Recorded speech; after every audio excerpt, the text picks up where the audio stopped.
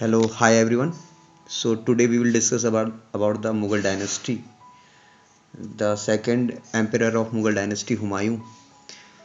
तो आज हम बात करेंगे हुमायूं के जीवन के बारे में, जो मध्यकालीन इतिहास में मुगल काल में हम बाबर के बाद इसके बारे में देखेंगे। हुमायूं के बारे में डिस्कशन करेंगे पूरा आज। तो हुमायूं का अगर हम शासन काल देखें तो वो आपको दिखेगा 1530 से 40 और 1555 से 56 ईस्वी तक। जन्म हुआ था इसका काबुल में 1508 ईस्वी में, और मूल नाम था इसका नाम नासिरुद्दीन मोहम्मद, उपनाम हुमायूं। माता का नाम माहम बेगम, पिता का नाम बाबर। राज्याभिषेक हुआ था 1530 में, जब बाबर की डेथ हो जाती है उसके बाद इसका राज्याभिषेक होता है। और बाबर के 4 पुत्र थे, मतलब ये 4 भाई थे हुमायूं लोग, हुमायूं, कामरान, अस्करी और हिंदाल, जिसमें हुमायूं सबसे बड़ा था। इन चारों पुत्रों में हुमायूं का जो जन्म हुआ था वो सुल्ताना माहम सुल्ताना से हुआ था, ठीक।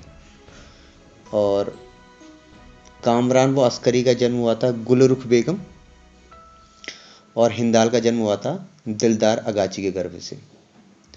हुमायूं का जो पूरा नाम था वो था नासिरुद्दीन मोहम्मद, उसका उपनाम था हुमायूं। और 1508 में इसका काबुल में जन्म हुआ था। उसकी माता का नाम महान बेगम, जो कि मैं बता दिया था, जो खुरासान के एक प्रतिष्ठित सिया परिवार से थी। और अपने सभी पुत्रों में बाबर हुमायूं को सबसे अधिक चाहता था, ठीक। क्योंकि बाबर ज़्यादातर युद्ध में रहा, इसलिए वो उसको ये इस बात का खेद था कि वो कभी भी अपने पुत्र की शिक्षा दीक्षा पर पूरा ध्यान नहीं दे पाया। और 1514 में जब वो काबुल से लौट रहा था तो बाबर ने हुमायूं की जो शिक्षा और दीक्षा की व्यवस्था थी वो मौलाना मसही अल दीन रुहल्ला एवं मौलाना इलियास को दी।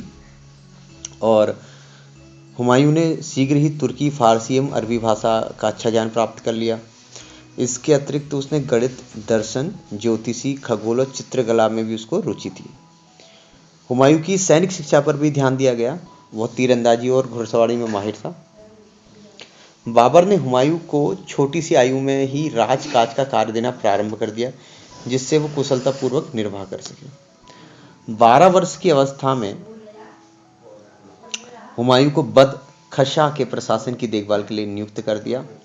और पानीपत के प्रथम युद्ध में उसने बाबर की मदद करी, जिससे प्रसन्न होकर उसने हिसार, फिरोजा के निकट हामिद खां की सैनिक टुकड़ी को परास्त किया, जिससे प्रसन्न होकर बाबर ने उसे आगरा विजय के पश्चात पर्याप्त धन और एक कोहिनूर का हीरा भेंट किया और संभल की जागीर प्रदान की। अब देखते हैं निजामुद्दीन खलीफा का षड्यंत्र। तो अपनी मृत्यु से पूर्व बाबर ने हुमायूं को अपना उत्तराधिकारी नियुक्त कर दिया था। क्योंकि हुमायूं की उम्र कम थी, इसलिए उसके मंत्री निजामुद्दीन अली मोहम्मद खलीफा ने हुमायूं का योग्य समझा और उसके स्थान पर बाबर के बहनोई मेहदी ख्वाजा को गद्दी पर बैठाने की कोशिश की। परंतु बाद में अपनी जान खतरे में समझकर उसने यह विचार त्याग दिया और 30 दिसंबर 1530 ईस्वी को बिना किसी विरोध के आगरा में हुमायूं का राज्याभिषेक हुआ। इस अवसर पर स्वर्ण मुद्राएं भी वितरित की गई। अब देखते हैं हुमायूं के जीवन में प्रारंभिक कठिनाइयां क्या क्या थी। देखो, तो जब अभी बाबर आया है उसने दिल्ली में अभी मुगल को स्थापित किया है, तो अभी इतना ज़्यादा स्टेबिलिटी नहीं है, तो और ज़्यादा शासन भी नहीं किया। 1530 में उसकी मृत्यु हो जाती है, तो उम्र भी कम है एक तो हुमायूं के लिए। अब बाबर ने कौन कौन सी कठिनाइयाँ छोड़ के गया अपने बेटे हुमायूं के लिए, वो देखते हैं। एक तो अफगान लोग अफगानी उन्हें पसंद नहीं करते थे, सबसे पहली बात तो मुगलों को। तो हुमायूं के जो सबसे प्रबल शत्रु थे वो अफगान थे, और बाबर द्वारा पराजित होने के कारण भी अफगानियों का साहस नहीं टूटा था। दूसरी बात, जो अफगान गतिविधि थी उनका मुख्य जो केंद्र था बिहार था, और वहाँ एक महमूद खान लोदी था जिसने बिहार के अफगानों को संगठित करने का प्रयास किया, ठीक। इसके अतिरिक्त बाद में शेर खां भी हुमायूं का प्रबलतम शत्रु था, जो मुगल सेवा को छोड़कर बिहार चला जाता है और अफगानों को संगठित करता है और मुगलों को भारत से निकालने एवं पुनः अफगान राज्य की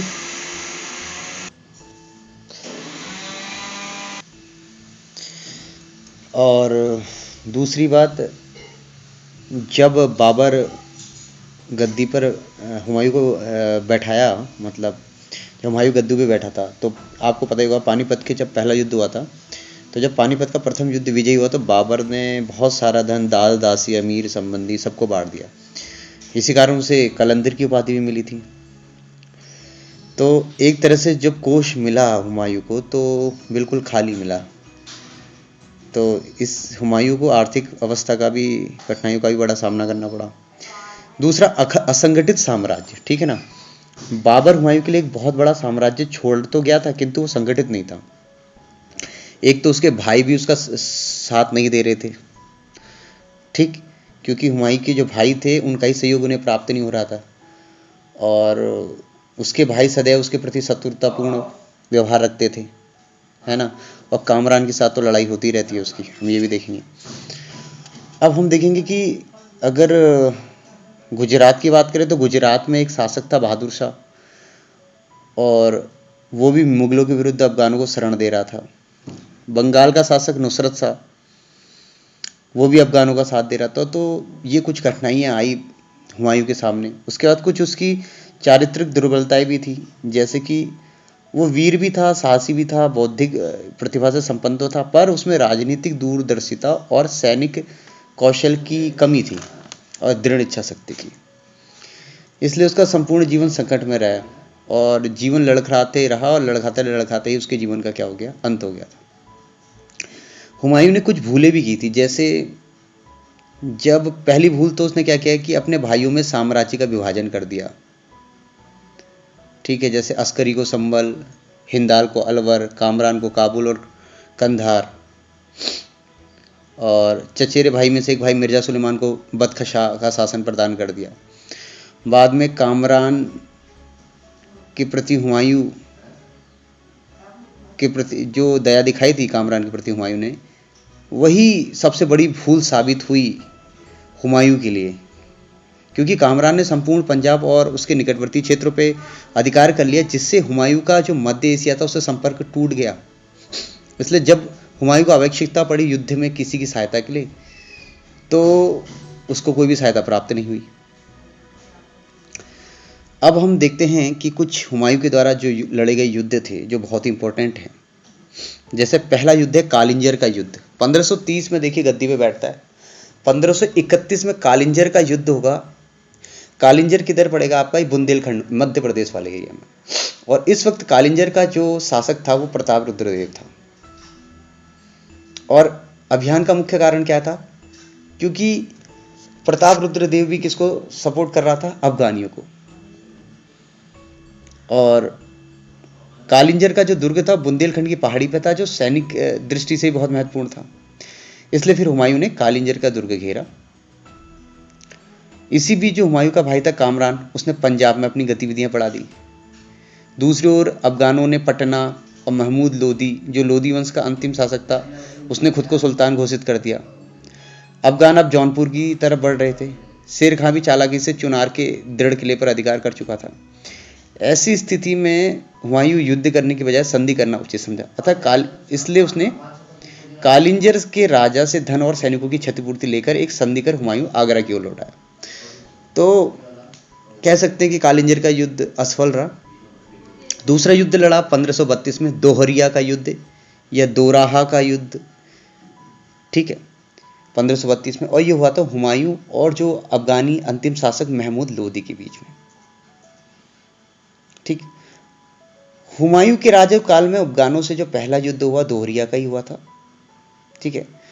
और किससे हुआ हुमायूं का युद्ध इसमें, महमूद लोदी से, जो अब लोदी वंश का अंतिम शासक था, ठीक। अब इसमें क्या हुआ, महमूद लोदी पराजित हो जाता है और हुमायूं ने चुनार का जो घेरा था डाला था और शेर खां के हाथों से छीनने का प्रयास किया चुनार का घेरा। और ये आपके बनारस के पास का एरिया था और पूरी भारत के द्वार के रूप में भी विख्यात था, इसलिए सामरिक दृष्टि से बड़ा महत्वपूर्ण था, पर अधिकार कर नहीं पाया। और इसकी सबसे बड़ी भूल साबित हुई आगे, जब ये चुनार का किला नहीं जीत पाया हुमायूं। उसके बाद गुजरात के शासक जो बहादुर शाह है उससे इसका संघर्ष हुआ और उसे हरा के मांडू और चंपानेर का इसने दुर्ग जीता। 1535 से 36 में लड़ाई हुई, बहादुर शाह से संघर्ष जो हुआ। और उसके बाद हुआ चौसा का युद्ध 27 जून 1539 में। 1539 में अब इस युद्ध में क्या हुआ कि जो हुमायूं और शेर खां के मध्य चौसा नामक एक स्थान पर हुआ था ये युद्ध, इसलिए चौसा का युद्ध कहते हैं। और जो चौसा जो क्षेत्र था वो कर्मनाशा नदी पर स्थित था। एक तरफ कर्मनाशा नदी और दूसरी तरफ गंगा। तो ये जो युद्ध हुआ चौसा का युद्ध, ये शेर खान और हुमायूं के बीच में हुआ। शेर खान ने चालाकी क्या चली कि वो बातों में लगाए रखा हुमायूं को, और उसे पता था कि अगर वर्षा ऋतु आ जाए तो पानी बढ़ेगा, जिससे मुगल सेना को कठिनाई फंस सकती है। और हुआ भी ऐसे, बारिश हुई और हुमायूं के शिविर में पानी भर गया।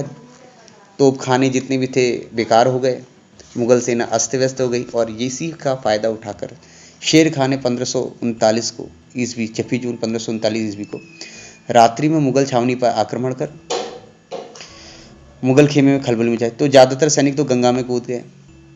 हुमायूं ने वीरतापूर्वक अफगानों का सामना तो किया, पर उसके बाह में तीर लग गया तो वो घोड़े सहित गंगा में कूद गया।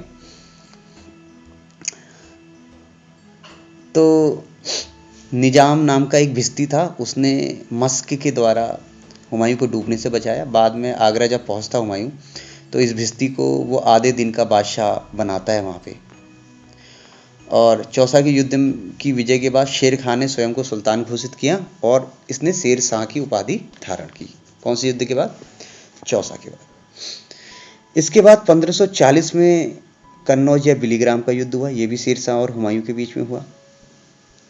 और इस युद्ध में जो हुमायूं था, क्योंकि वो जब चौसा का युद्ध हारा तो गंगा को पार करके वो इधर ही आपके दिल्ली की ओर बढ़ा, परंतु जब इसका पीछे करते हुए शेर शाह यहाँ भी पहुँच गया तो ये आगरा और दिल्ली पर अधिकार कर लिया। तो हुमायूं भारत छोड़कर सिंध चला गया। और जो युद्ध हुआ था बिलीग्राम या कन्नौज का, ये होता 1540 में। इसमें शेर शाह विजयी हुआ। उसके बाद हम देखेंगे 15 साल तक जो हुमायूं का था वो निष्कासित जीवन चला। मतलब 1540 में अगर 15 जोड़ दें तो 1555 ईस्वी तक हुमायूं दर बदर इधर भटकता रहा 15 साल तक। और हिंदाल जो कि इसका भाई था, उसके गुरु थे मीर अली अकबर, उनकी एक पुत्री थी हमीदा बानो बेगम, उससे 1541 में विवाह किया, जिससे एक उनका पुत्र पैदा हुआ जिसका नाम था अकबर। तो ये अकबर कहाँ पैदा हुआ? तो जब हुमायूं ऐसे भटक रहा था तो उसने राजपूत राजा मालदेव से सहायता मांगी, पर मालदेव ने भी सहायता नहीं की। उसके बाद अमरकोट का एक राजा था, तो अमरकोट के राजा ने राणा वीरसाल ने हुमायूं की सहायता करी और यहीं पे अकबर का जन्म हुआ, राणा वीरसाल के यहीं। ठीक। उसके बाद जब बड़ा हो जाता है तो जो अकबर शिशु है उसकी जो धाय माँ थी उनका नाम था जीजी अनगा और माहम अनंगा। इन्होंने ही अकबर को पाला। बाद में ईरान की ओर गया हुमायूं और उसने एक शाह तहमास्प शिया मत का था, उसने सम्मान किया हुमायूं का। और हुमायूं ने सैनिक सहायता प्राप्त करने के लिए शिया मत को भी कुछ समय के लिए स्वीकार किया। और फिर शाह तहमास्प और हुमायूं के बीच में मैत्रीपूर्ण संबंध बन गए। अब हुमायूं के पास सेना भी थी, तो हुमायूं ने फिर क्या किया, मध्य एशिया में था अभी वो, ईरान में था, ईरान से दोबारा वो भारत की ओर उसने क्या किया, अटैक किया। तो सबसे पहले तो उसने कांधार विजय करी 1544 में। उसके बाद काबुल एवं बदखशा को विजय किया 1545 में। और अब वो आता है भारत की ओर। और भारत में 1555 में क्या चल रहा है जरा देखते हैं हम। भारत में क्या चल रहा है कि शेर शाह का उत्तराधिकारी है इस्लाम शाह। उसकी मृत्यु के बाद अफगान साम्राज्य जो था वो छोटे छोटे भागों में टूटने लगा। ठीक। अब इसी चीज का फायदा उठाता है हुमायूं और 1555 में मच्छीवाड़ा के युद्ध में मुगल जीत जाते हैं और पंजाब को जीत लेते हैं। यहाँ पे पंजाब पे अधिकार कर लेते हैं। और हुमायूं और अफगानों के बीच में जो युद्ध हुआ, इसमें हुमायूं मच्छीवाड़ा के युद्ध में विजयी होता है और एक बार फिर से मुगलों का आधिपत्य स्थापित हो जाता है। फिर 1555 में ही 22 जून 1555 में ही एक सरहिंद का युद्ध होता है, जो युद्ध सिकंदर सूर और हुमायूं के बीच में होता है। और इसमें भारत में अफगानों की सत्ता का अंत हो जाता है और मुगल सत्ता पूरी तरह से स्थापित हो जाती है सरहिंद के युद्ध के बाद।